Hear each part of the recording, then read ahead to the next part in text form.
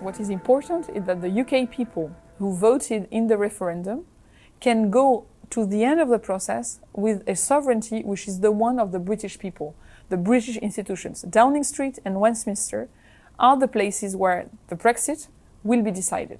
Second, we always said that if the UK wants to leave, and if it wants to leave in an ordered manner, what we have best on the table is the withdrawal agreement. If the withdrawal agreement is not ratified, then the options are indeed, if the UK wants to leave, to have a no deal. This is not what we want. We worked hard to have another option. What will happen next is that we will have a future relationship. We will have a future relationship because the first neighbours of the UK are Ireland and France, geographically. We will not move. You know, the UK and the British Islands will not go further in the west, in the Atlantic Sea. They will stay there. So economically, financially, culturally, in the research area, in many, many domains, security, defense, there will be a future relationship. What I would like to do is that we can manage smoothly, in an ordered manner, this withdrawal period, enter transition time, where we can discuss how we want to have this future relationship ongoing. What is important? What are the priorities? How do we get organized? And this is, for me, urgent, but it depends on the willingness and the capacity of the British policymakers and the British people to take a decision which will be the consequence of the vote which happened more than 2 years ago now. What we want first is a European Commission which is able to decide and make progress so as people in 5 years can vote on results and not just promises, and not just concepts, and not just visions, but actual change in their own life, daily lives, about 4 things which we think most important. One is the climate transition. Second is what we call protection, both defense but also migration.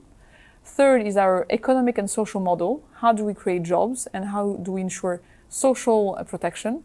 And fourth is how does Europe count on the international scene having a strong voice?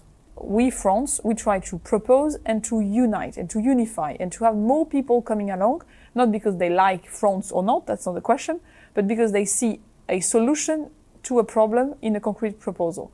Then second is we think we need to decide with the citizens much more, to be more representative, to be faster, to be more reactive, and to have the citizens' voice more included in our capacity to decide and to have negotiations. If negotiations and if Europe is led to diplomats, even though I pretty much like the ministry I'm in here in Quai d'Orsay, but if Europe is only dealt with from the diplomatic effort, we will not succeed.